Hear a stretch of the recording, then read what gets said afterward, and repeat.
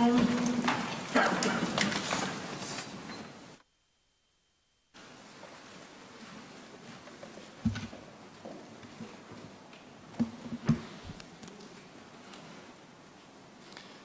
pagi jemaat yang dikasihi oleh Tuhan.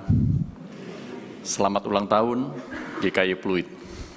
Hati saya turut bersuka cita ketika hari ini melihat wajah-wajah yang penuh dengan sukacita sekalipun baru bangun tidur. Tapi Tuhan baik buat kita dan Tuhan sudah menuntun gerejanya 49 tahun. Tahun depan setengah abad ya. Mari kita bersama-sama sebelum kita mendengarkan pesan Tuhan untuk masing-masing kita datang kepadanya dalam doa. Mari kita berdoa. Bapa kami yang bertahta di dalam kerajaan surga. Terima kasih Tuhan Engkau mengantar kami ke tempat ini. Untuk bersama-sama dengan umat-Mu, bersama-sama di dalam kumpulan orang-orang beriman ini, kami boleh memuji Tuhan, mengikrarkan iman kami, mempersembahkan hati, jiwa, suara, harta milik kami kepadamu. Dan saat ini Tuhan khususnya kami ingin memberikan hati kami, pikiran kami, telinga kami untuk Tuhan. Berbicaralah dengan leluasa lewat hamba-Mu yang penuh dengan kelemahan. Biarlah Tuhan Engkau boleh menyapa masing-masing kami. Sertai kami, di dalam nama Tuhan Yesus Kristus kami naikkan doa kami ini. Amin. Mari kita akan membuka satu bagian dari firman Tuhan yang terambil dari Injil Lukas pasal yang ke-16. Injil Lukas pasal yang ke-16, ayat yang pertama sampai dengan ayat yang ke-13. Injil Lukas pasal yang pertama, pasal 16, ayat yang pertama sampai dengan ayat yang ke-13. Kita akan melakukan eksposisi terhadap perumpamaan yang sangat terkenal tetapi sulit sekali untuk dijelaskan, yaitu perumpamaan tentang bendahara yang tidak jujur.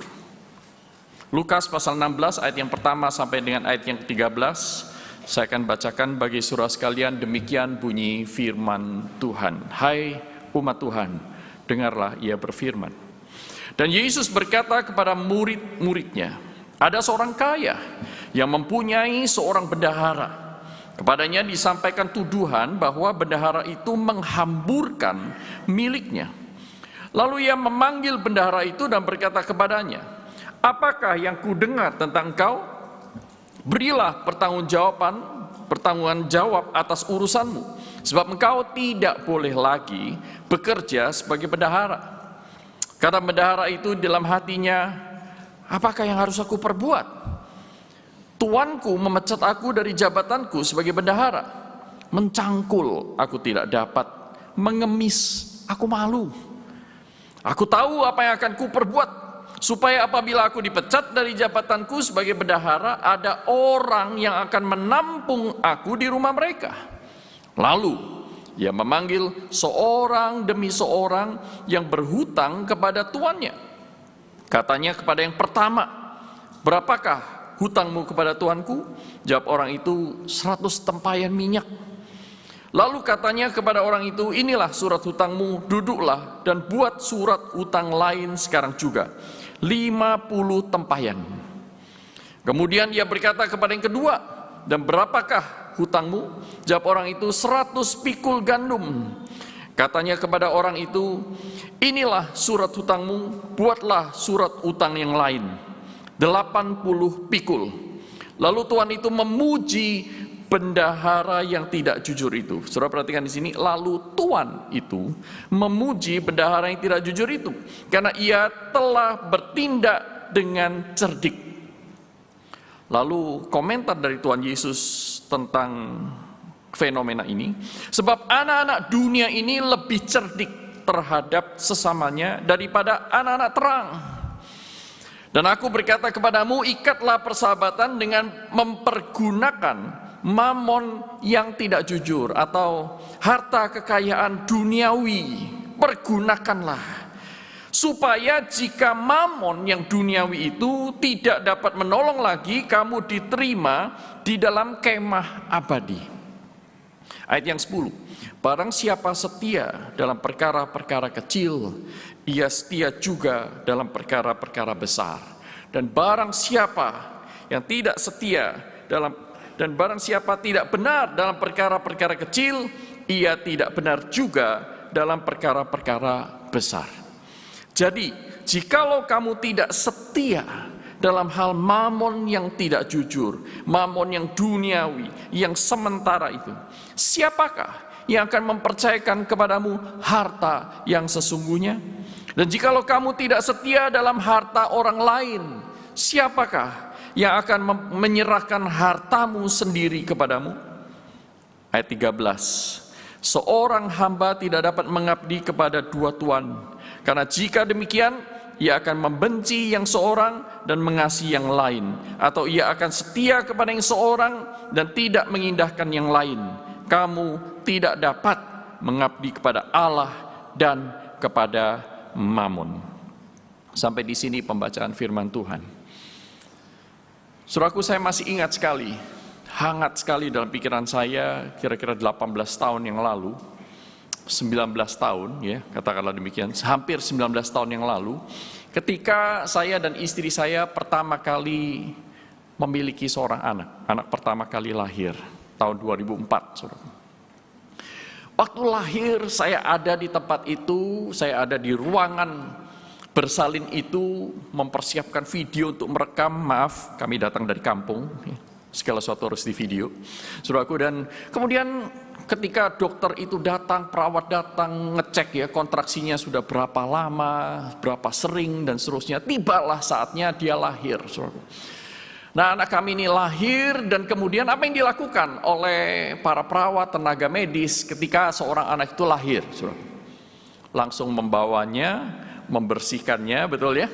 Membersihkannya, sementara yang lain mengurusin mamanya, ya, menjahit dan seterusnya. Dan kemudian sang anak ini akan diukur, betul ya? Diukur ya, diukur berapa panjang badannya, berapa tinggi ya, berapa panjang badannya, dan juga berapa beratnya. Dan kemudian secara visualisasi dilihat kelengkapannya. Oke, apakah dia menangis atau enggak gitu? Nah, saudaraku, itu baru pertama kali lahir. Nah, kemudian bukan hanya berhenti di sana, kami diwajibkan oleh pemerintah Amerika saat itu, saudaraku, untuk melakukan kontrol atau datang mengunjungi dokter secara berkala. 1 bulan, 3 bulan, 6 bulan, 1 tahun, saudaraku. Dicek semuanya, sudah vaksin belum, ya, kemudian berat badannya berapa, tinggi badannya berapa, dan kemudian bahkan didatangi, dikunjungi oleh pekerja sosial, saudara. Apakah anak ini mempunyai rumah tangga yang baik untuk dia itu bisa bertumbuh? Semuanya diukur, saudara. Semuanya dilihat, semuanya dinilai. Nah, saudara sendiri juga tahu bahwa ternyata yang penting itu bukan hanya kesehatan fisik, bukan? Betul ya? Bukan kesehatan fisik. Semakin kesini kita semakin sadar, apalagi pandemi menyadarkan kita akan satu kesehatan yang lain, yaitu kesehatan mental. Ada pula yang namanya kesehatan moral, ada pula yang namanya kesehatan spiritual, belum lagi kesehatan intelektual, saudaraku. Kesehatan ada banyak sekali yang menjadi indikator atau tolok ukur dari seseorang itu bertumbuh atau tidak bertumbuh. Nah, sehingga ketika kita berbicara tentang GKY Pluit umur 49 tahun, puji Tuhan, pertanyaannya adalah apakah sudah bertumbuh? Bertumbuh dalam hal apa? Bagaimana dia bertumbuh? Dan seterusnya. Nah, saudaraku, inilah yang akan kita pikirkan bersama. Saudaraku, kita bersuka cita memiliki gereja yang terus-menerus mempromosikan pekerjaan Tuhan. Kita bersyukur Tuhan menganugerahkan kepada GKY Pluit generasi demi generasi orang-orang yang mengasihi dan mencintai Tuhan. Orang-orang yang rela untuk dipakai oleh Tuhan dari zaman ke zaman, saudaraku. Nah, mari kita juga melihat apa yang Tuhan kehendaki untuk kita lakukan selanjutnya, setengah abad berikutnya. Hal-hal apa yang Tuhan ingin kita fokuskan. Nah, saudaraku, itulah sebabnya saya tertarik dan saya tergerak untuk membawakan bagian ini, Lukas pasal 16 ini.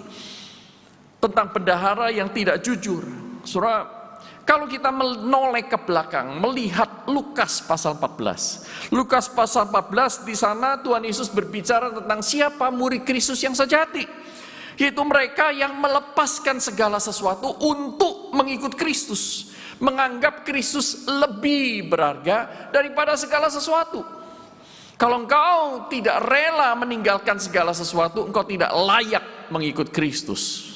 Simpelnya begitu, Lukas pasal 14. Dan kemudian dilanjutkan dengan Lukas pasal 15 yang berisi beberapa perumpamaan yang sangat terkenal.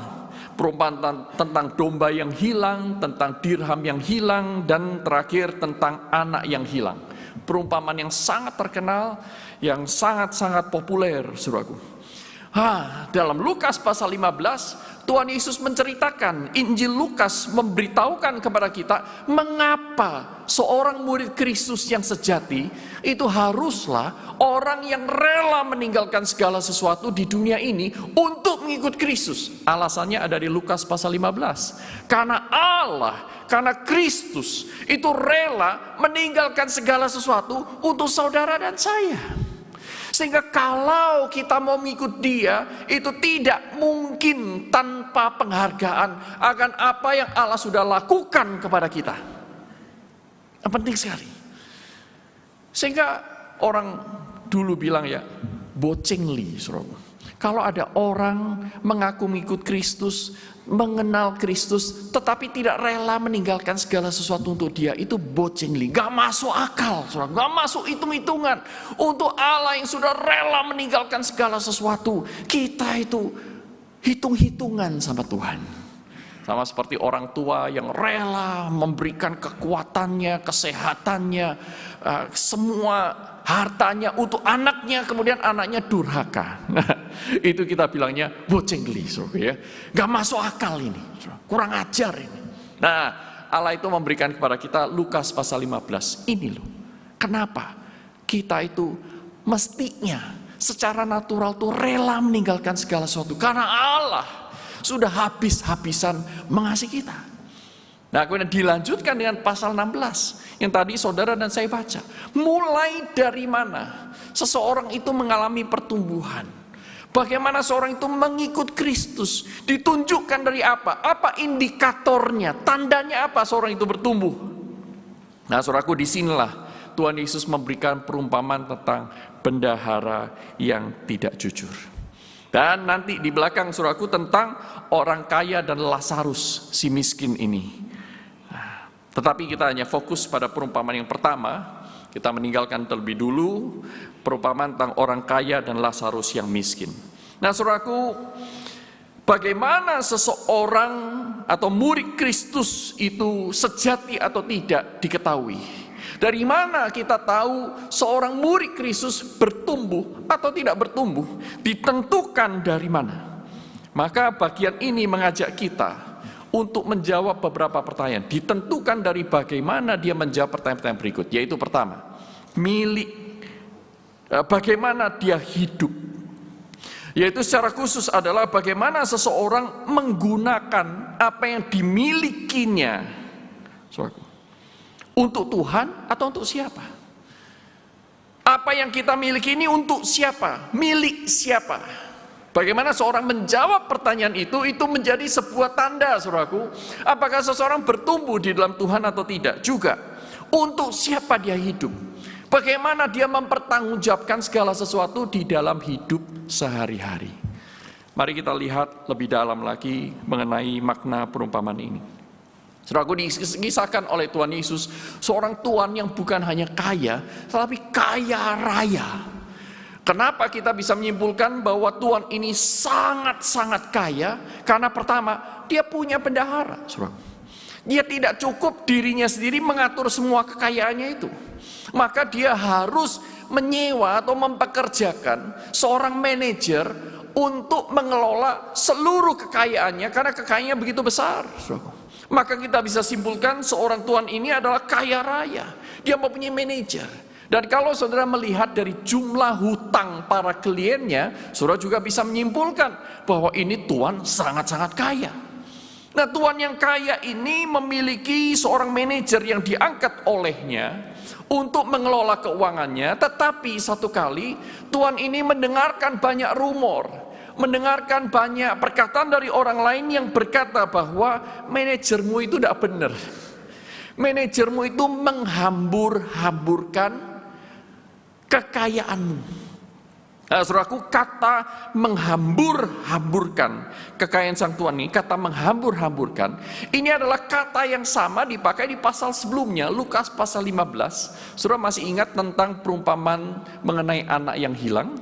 Saudaraku, si bungsu itu mengambil seluruh hartanya, kemudian menjauh dari rumah bapaknya dan memboroskan semua harta miliknya. Kata memboroskan di sana adalah kata yang sama persis yang diterjemahkan dengan kata menghambur-hamburkan di dalam pasal 16. Nah, saudara bisa tangkap idenya, menghambur-hamburkan di sana, memboroskan di sana seperti apa. Nah, saudaraku, jadi manajer ini melakukan itu, dia memboroskan harta milik kepunyaan tuannya, saudaraku, untuk hal-hal yang tidak benar, untuk hal-hal kepentingan diri sendiri, yang hari ini dinikmati, besok akan pergi dan hilang, saudaraku. Maka sang tuan memberi vonis kepadanya, kamu tidak bekerja lagi sebagai bendahara, tetapi sebelum kamu betul-betul saya pecat, kamu harus memberikan pertanggungan jawab. Artinya, saudaraku, artinya zaman itu kan tidak pakai internet, ya, tidak pakai komputer, segala sesuatu dilakukan dengan tangan. Artinya sang tuan ini berkata, besok atau besok lusa atau 3 hari lagi engkau harus memberikan semua laporan keuangan kepadaku. Tapi tidak mungkin hari ini karena semuanya harus dikumpulkan, semuanya harus dihitung, saudaraku. Tidak cukup waktu 1-2 hari untuk menyiapkan laporan begitu banyak. Jadi sang bendahara ini masih mempunyai waktu 1-3 hari kira-kira, saudaraku, untuk mempertanggungjawabkan apa yang dia perbuat kepada tuannya. Dan dia tahu, dia pasti ketahuan jeleknya, saudaraku. Nah, maka di dalam kondisi seperti itu dia tahu waktu dia tidak panjang, maka dia mulai berpikir.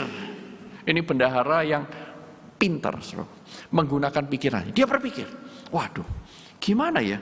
Aku ini sudah dipecat ya. Aku ini sudah dipecat oleh tuanku. Mencangkul aku tidak dapat. Ngemis, aku malu. Apa yang bisa aku lakukan? Nah, aku dapat ide. Mari, aku akan panggil satu persatu klien tuanku. Dipanggillah yang pertama, panggillah yang kedua, saudaraku, kemungkinan lebih daripada 2. Ya, tetapi Alkitab hanya mencatat hanya 2 aja, saudara. Kita tidak tahu dengan jelas ketika Tuhan Yesus memberitakan perumpamaan ini, dia memberikan berapa contoh. Tetapi yang dicatat oleh Injil Lukas ini hanya 2 klien, saudaraku. Yang pertama adalah klien yang berkata, saya hutang 150 tempayan, 100 tempayan minyak, saudaraku. Saya hutang 100 tempayan minyak. Nah, saudara tahu 100 tempayan minyak ini bukan minyak biasa, bukan minyak jelantah, ini minyak zaitun, saudaraku. Itulah sebabnya harganya sangat mahal. Kalau saudara ingin tahu kira-kira berapa banyak 100 tempayan minyak, itu bukan 100 wajan, saudaraku, tetapi 800 galon. 1 galon 3,5 liter, saudaraku. Saudara bisa kalikan sendiri. Dan itu harganya kira-kira 1.000 dinar. 1.000 dinar itu 1.000 kali upah harian kerja seseorang.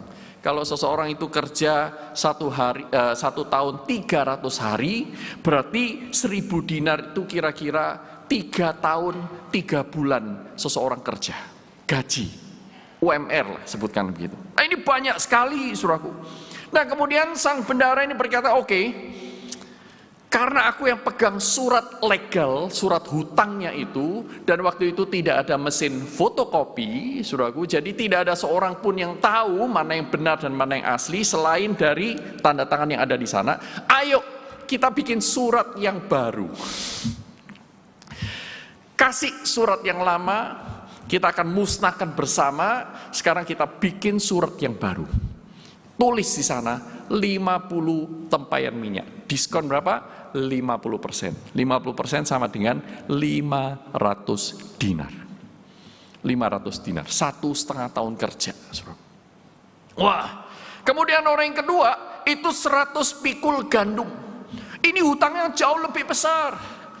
Saudaraku, 100 pikul gandum itu sama dengan hasil panen gandum seluas 1 hektar atau 10.000 meter persegi. 1 hektar yang besar itu, ya, kalau lagi panen itu sama dengan 100 pikul. Harganya bukan 1.000 dinar, tetapi 2.500 dinar. 2,5 kali lipat dari klien yang hutang pertama itu, saudara. Dan kemudian dia berkata, oke, 100 pikul gandum, ayo kita bikin surat yang baru. Tulis di sana 80 pikul, berkurang 20 pikul, yang sama dengan 500 dinar. Jadi untuk masing-masing klien dipotong 500 dinar, 500 dinar. Kalau ada klien yang ketiga dipotong juga 500 dinar dan seterusnya. Nah, saudaraku, saudara kira-kira apa reaksi orang yang berutang itu kepada sang bendahara? Kalau saudara menjadi orang yang berutang, ya, apa yang muncul dalam diri saudara? Saudara akan bilang, baru hari ini aku dapat kabar baik. Kamu baik sekali. Waduh, terima kasih. Ya, hutangku itu besar sekali dan tidak terpikir bagaimana membayarnya. Tetapi dengan pengurangan seperti ini, waduh, kamsia. Terima kasih banyak. Dan jangan lupa ya, nanti kalau kamu mampir di kotaku, jangan sungkan kasih tahu aku. Betul ya? Dia merasa hutang budi dong. Nah, inilah yang memang dirancang oleh sang bendahara, saudara. Nah, sang Tuhan, bukan Tuhan Yesus, sang Tuhan melihat dan mendengar apa yang dilakukan oleh sang bendahara ini, saudaraku. Sang Tuhan ini memuji manajer itu. Ini luar biasa cerdik. Karena apa? Kejahatannya tidak bisa dipaksa, tidak bisa dibuktikan, saudaraku. Karena surat itu berganti dengan surat yang baru, surat yang lama dimusnahkan. Saudaraku, tidak ada agen CSI, ya, yang berada pada saat itu, maka dia tidak bisa dipersalahkan, kecuali dipecat cepat-cepat, saudaraku. Tetapi waktu dia dipecat cepat-cepat, dia sudah mempunyai banyak sekali teman yang siap menampung dia kapanpun dia membutuhkan. Kalau cuma 2 klien, dia dapat 2 kesempatan. Kalau dia sudah melepaskan banyak hutang untuk 10-15 klien, suruh bayangin, dia punya banyak sekali orang yang siap untuk menolong dia dalam kesulitan. Nah, saudaraku, di sini kita melihat bahwa dia ini adalah seorang yang cerdik. Kenapa cerdik? Pertama, saudaraku, dia bukan orang yang menyerah kepada keadaan. Ini bendahara yang berjuang, bendahara yang justru menyadari keadaannya, dia berpikir keras dan dia mencari jalan keluar, melakukan evaluasi, mencari solusi yang terbaik dan bukan solusi yang seadanya. Solusi yang seadanya adalah, panggil seorang yang hutang 1.000 dinar. Gimana kalau kita tulis ya, hutang kamu tinggal 500 dinar. Tapi yang 500 dinar itu aku kasih diskon. Bayar aku 300 dinar masuk ke kantong aku, 200 dinar itu diskon buat kamu. Tapi mari kita buat hutang yang baru ya, surat hutang yang baru 500 dinar. 300 masuk kantong dia. Bisa nggak? Bisa. Dan dia bisa melakukan itu, dia bisa mengumpulkan banyak sekali uang, tetapi dia tahu uang itu suatu saat akan habis. Tetapi persahabatan itu bisa berlangsung lebih lama, saudaraku. Nah, di sini dia cerdik, saudaraku. Lebih baik ngumpulkan hopeng, ngumpulkan sahabat, karena sahabat bisa menolong, bisa memberi dia pekerjaan. Dari pekerjaan itu bisa menghasilkan uang. Nah, saudaraku, dibilang ini orang cerdik sekali. Yang kedua, kenapa dia cerdik? Dia menggunakan kewenangannya yang tinggal sementara itu untuk sesuatu yang berlangsung lebih lama, untuk menyelamatkan masa depan dia. Dia cerdik. Dia pakai yang sementara untuk bisa memberi bantuan untuk yang lebih lama di kemudian hari. Dan yang ketiga, saudaraku, dia melakukan investasinya kepada persahabatan, bukan kepada uang, harta yang bisa habis. Nah, saudara, di ayat 8b, Tuhan Yesus memberikan komentar. Ayat 8b, Tuhan Yesus memberikan komentar begini, sebab anak-anak dunia ini lebih cerdik terhadap sesamanya daripada anak-anak terang. Tuhan Yesus bilang dia lebih cerdik, ya, tetapi sebagai anak-anak dunia. Sehingga kita tidak bisa mengatakan Tuhan Yesus ingin saudara dan saya menjadi bendahara yang tidak jujur di dalam konteks kehidupan kita sehari-hari. Mari kita ganti surat utang, kita mengganti dokumen-dokumen resmi untuk berbohong dan seterusnya. Tidak, Tuhan Yesus tidak sedang menyetujui hal itu. Tetapi Tuhan Yesus mengakui dia cerdik. Namun itu kecerdikan duniawi. Ya. Tetapi bagaimana dengan anak-anak terang? Anak-anak terang perlu belajar dari dia. Karena anak-anak terang kurang cerdik. Maka ayat 9 dikatakan, ikatlah persahabatan dengan mempergunakan mamon yang tidak jujur atau mamon dunia yang sementara ini. Ikatlah persahabatan artinya gunakan harta kekayaan, waktu, tenaga kita untuk membuat banyak sekali persahabatan dengan banyak sekali orang. Ikatlah persahabatan dengan mempergunakan mamon. Supaya apa? Supaya ketika mamon itu tidak dapat menolong lagi, ketika kamu kehabisan uang, ketika kita tidak lagi sehat, ketika kita tidak mempunyai banyak waktu lagi, atau bahkan ketika kita mati, maka kamu diterima di dalam kemah abadi. Tentu Tuhan Yesus tidak mengatakan ini keluar dari konteks yang sebelum-sebelumnya, saudaraku. Ya. Tuhan Yesus ingin mengatakan bahwa, saudaraku, ikatlah persahabatan, jadilah bersahabat dengan sebanyak mungkin orang. Ini tujuannya bukan supaya kita dapat pekerjaan di dunia ini, tetapi tujuannya adalah untuk kemah abadi. Artinya apa? Mengikat persahabatan, mempunyai banyak sahabat untuk menghadirkan Kristus kepada mereka. Jadi ini motifnya adalah penginjilan. Penginjilan. Nah, saudaraku yang terkasih dalam Tuhan, apa yang kita bisa pelajari dalam bagian ini? Aplikasi-aplikasi apa yang saudara dan saya hari ini bisa lakukan untuk menjadi anak-anak Tuhan yang mengasihi Dia, yang memegang perintahnya dan melakukannya? Yang pertama, saudaraku, ada kesamaan antara bendahara ini dengan kita. Saudara dan saya sebenarnya juga adalah para manajer dari anugerah Allah. Kesehatan kita itu dari Allah. Tubuh kita itu adalah bait roh Allah. Waktu yang saudara dan saya punya itu juga atas perkenanan Allah. Tidak seorang pun di antara kita bisa memperpanjang atau memperpendek waktu hidup kita. Kesempatan yang saudara punyai itu adalah dari Tuhan.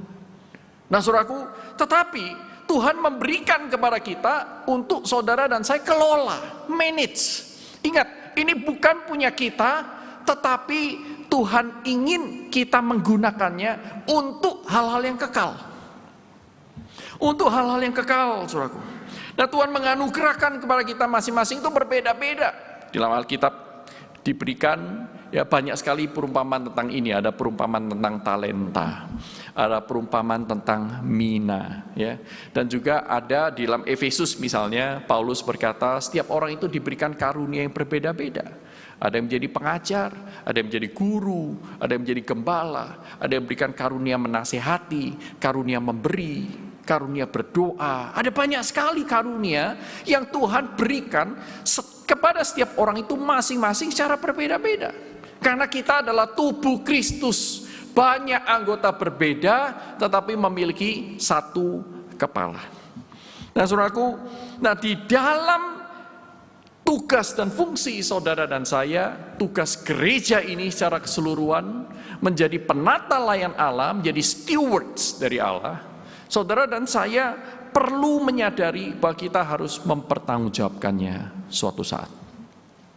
Kita harus cerdik untuk membedakan mana yang akan hilang dan mana yang bernilai kekal. Gedung ini 100 tahun lagi masih ada di sini enggak? Mungkin enggak, mungkin iya. Tetapi suatu saat lagi, 1000 tahun lagi kita pasti tahu. Bukan, tidak ada lagi. 1000 tahun lagi. Suatu saat akan hilang, saudaraku. Cepat atau lambat. Majelis penatua hamba Tuhan yang ada hari ini berjuang bersama-sama dengan kita, kira-kira 30 tahun lagi masih ada nggak? Yang muda mungkin masih ada.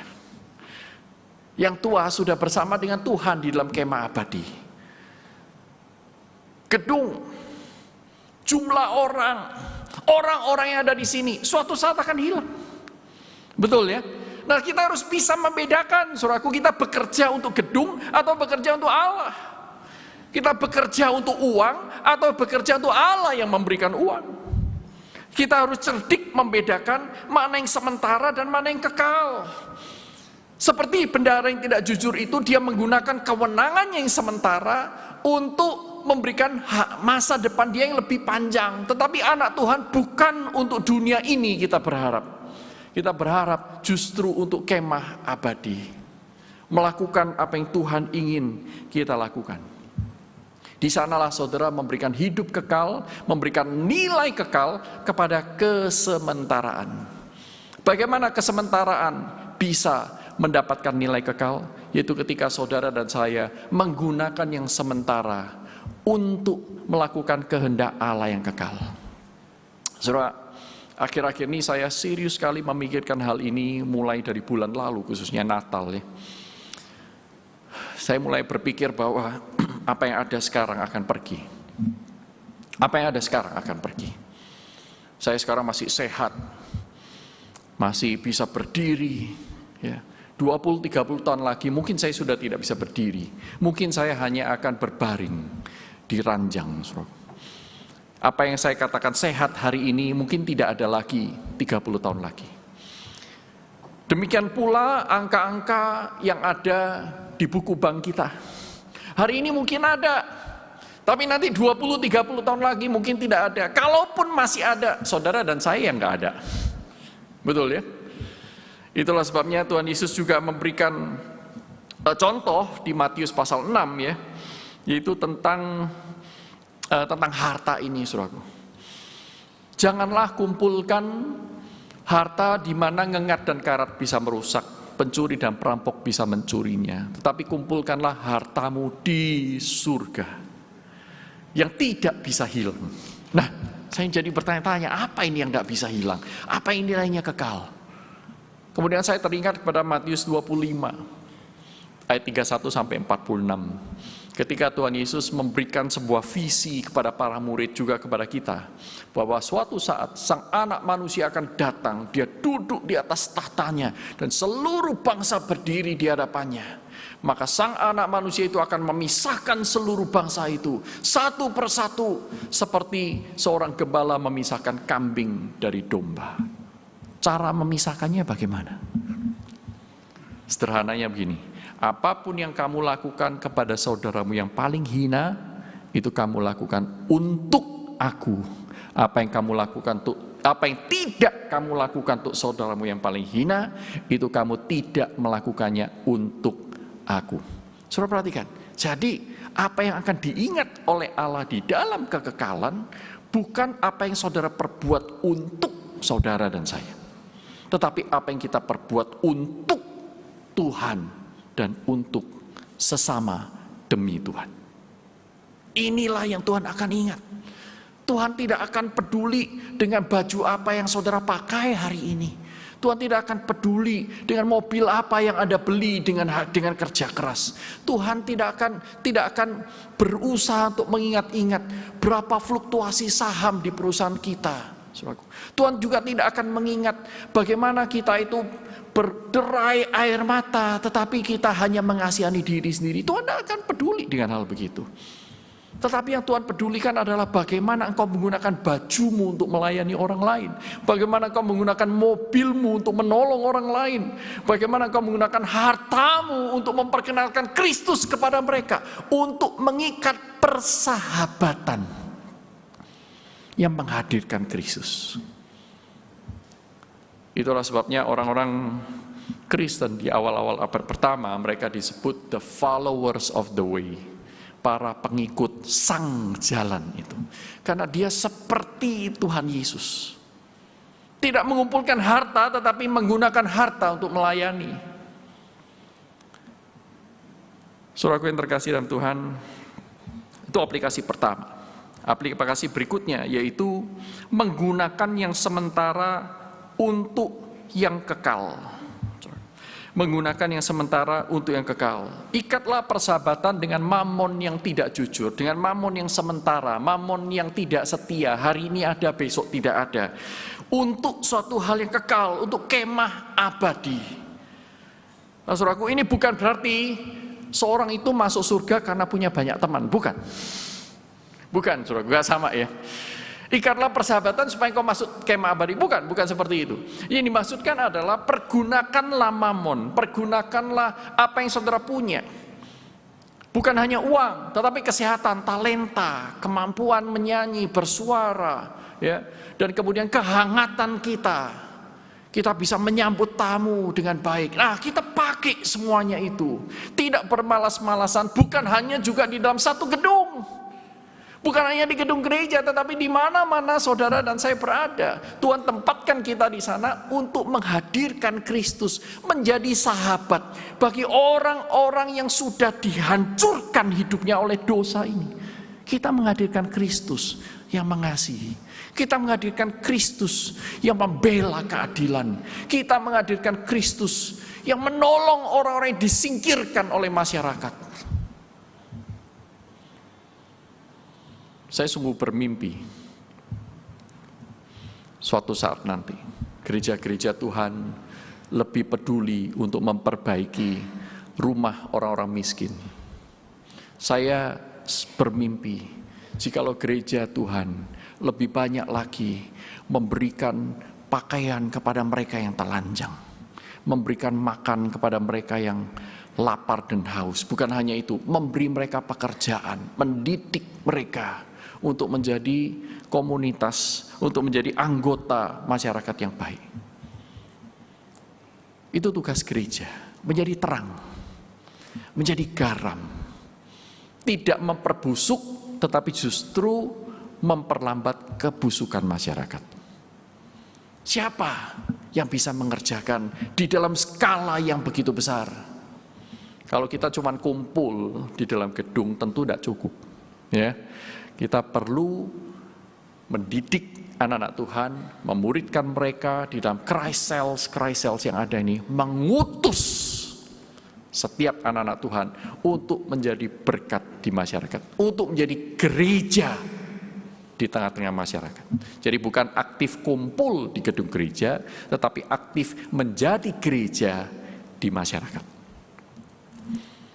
Nah, saudaraku, untuk itulah saudara dan saya dipanggil mengikat banyak persahabatan, menjadi orang-orang yang bersahabat, orang yang mudah didekati seperti Tuhan Yesus. Saudara perhatikan, apa beda Tuhan Yesus dengan orang Farisi?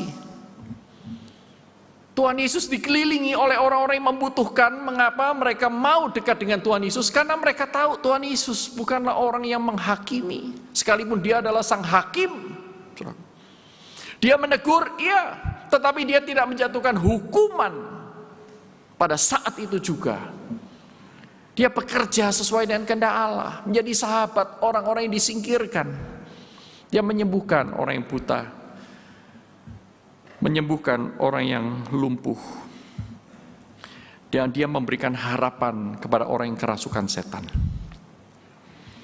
Mengapa banyak gereja tidak disertai dengan kuasa Allah untuk melakukan hal-hal yang ajaib? Bisa jadi itu karena cara Tuhan. Ya, Tuhan tidak menggunakan cara yang sama di setiap zaman, tetapi kemungkinan yang lain adalah karena gereja tidak menggunakan mamon yang tidak jujur itu untuk kepentingan Allah. Maka Allah tidak menyertainya dengan kuasa. Aplikasi berikutnya, saudaraku, ayat 10 sampai ayat 12 berkata, mulailah dari perkara yang kecil. Mulailah dari hal-hal yang kecil. Maksudnya apa? Saudara perhatikan ayat 10 sampai 12 ya. Barang siapa setia dalam perkara kecil, ia setia dalam perkara besar. Barang siapa tidak benar, tidak setia dalam perkara kecil, ia juga tidak setia dalam perkara yang besar. Jadi jikalau kamu tidak setia dalam hal mamon yang tidak jujur, apakah engkau akan mempercayakan kepadamu harta yang sesungguhnya, harta yang jujur, harta yang kekal? Ya, jadi ada perbandingan antara size kecil dan besar. Yang kedua, antara yang sementara dengan yang kekal, saudaraku. Dan kemudian ayat 12 dikatakan, dan jikalau kamu tidak setia dalam harta orang lain, siapakah yang akan menyerahkan hartamu sendiri kepadamu? Nah, ini perbandingan antara harta sendiri dan harta orang lain. Jadi ada 3 perbandingan di sini, kecil dan besar, sementara dan yang kekal, dan yang ketiga harta orang lain dan harta sendiri. Apa maksudnya? Kecil dan besar, saya pikir sudah jelas ya. Kalau ada pegawai masuk pertama-tama ya, tentu kita memberikan dia hal-hal yang kecil dulu. Kita tidak langsung kasih kunci kas kepada dia, betul ya? Karena itu terlalu besar, resikonya terlalu besar. Saudara tentu sudah paham tentang hal ini. Tapi yang kedua, untuk yang sementara dan yang kekal, saudaraku. Kalau dalam hal-hal yang kecil sehari-hari, menggunakan mamon yang tidak jujur sehari-hari, misalnya waktu, kita itu korupsi waktu. Ya. Saat teduh, bagaimana? Ya, pokoknya cepet deh, kilat. Lalu kemudian, kamu hari ini tidak kebaktian doa? Nanti aja, aku doa sendiri di rumah, lebih cepat, lebih kilat. Lalu ngapain? Ini loh, seri yang dramanya belum selesai. Kalau nonton drama tidak mau dipercepat, kalau doa mau dipercepat, saudara korupsi waktu. Sederhananya begitu ya, sederhananya begitu. Kalau bekerja untuk keuntungan sendiri, kita all out. Tetapi waktu menolong anak, istri, atau suami yang sedang kesulitan, kita bahkan mendoakan pun selalu punya alasan. Aku tidak bisa berdoa, suruh musuh aja datang. Ini hal yang sederhana. Menggunakan waktu, menggunakan perhatian, menggunakan empati yang Tuhan berikan kepada kita. Untuk hal yang kekal. Kalau kita tidak setia kepada hal yang kecil, saudara jangan bermimpi.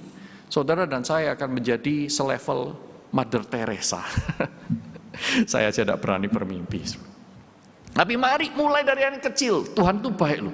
Tuhan tidak bilang, kamu sudah diberi banyak, ayo langsung aku tuntut kamu banyak. Enggak. Tuhan tidak seperti itu. Justru Tuhan itu penuh dengan kasih karunia. Dia berkata, oke, nggak apa-apa. Mulai dari hal yang kecil. Tetapi harus ada progres tuh. Ya harus ada progres, bukan kalau kita bilang, waduh anak ini pintar ya, sudah bisa jalan, umur berapa dia? 10 bulan, sudah bisa jalan, wah hebat. Ya. Anak yang lain ya, waduh ini anak pintar ya, sudah bisa jalan, umur berapa? 30 tahun, ya ilah. 30 tahun bisanya cuma berjalan, makan tidur, ada hal yang tidak beres. Tapi mari kita mulai dari perkara yang kecil, saudaraku tidak bergantung kepada usia, sekali lagi. Karena ini masalah rohani. Tuhan memberikan kesempatan Anda untuk apa? Untuk berdoa, berdoalah. Untuk menolong tetangga, jangan sia-siakan. Ikatlah persahabatan. Dan nanti suatu saat, kalau Tuhan sudah percayakan kepada saudara, hal-hal yang adalah milik Tuhan, yang hari ini adalah milik Tuhan, yang dipercayakan kepada kita, nanti di kemah abadi, Tuhan akan memberikan kepada kita milik kita yang sesungguhnya. Bukan kenikmatan, tetapi Tuhan akan memberikan dirinya sendiri, Kristus. Nah, bersama dengan Kristus adalah kehidupan kekal. Itukah yang saudara rindukan? Saudaraku, hari ini kita memperingati 49 tahun. Mungkin bagi setiap saudara 49 tahun itu maknanya berbeda dari mungkin Sinode GKY merayakan GKY Pluit usia 49 tahun. Tetapi mari kita merayakan hari ini, saudara sudah sekian lama melayani Tuhan, melihat ke belakang apa yang Tuhan sudah kerjakan luar biasa. Tapi mari kita lanjutkan. Marilah kita menjadi para penata layan yang terus bertumbuh.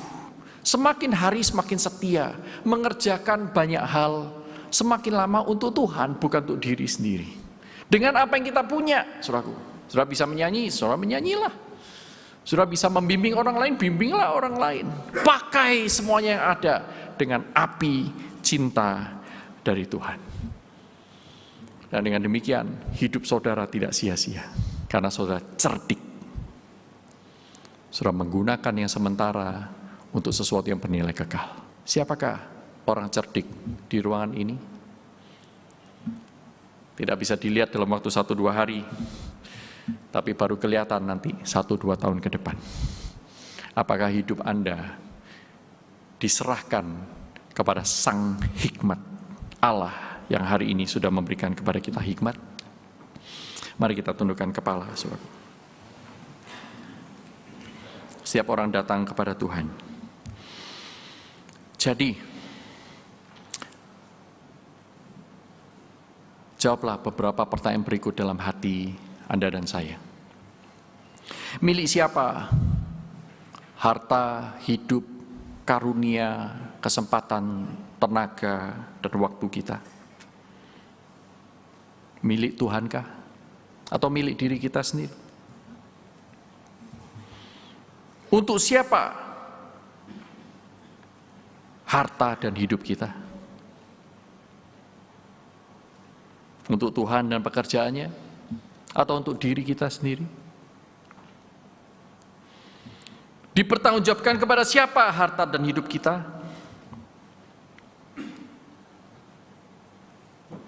Untuk diri sendiri atau kepada Tuhan? Tuhan, ini kami dalam segala kelemahan kami. Tolong kami menjadi bijaksana dengan waktu yang ada yang sangat sempit. Wewenang yang Tuhan berikan kepada kami untuk mengatur di dalam kehendak bebas kami sangat-sangat terbatas.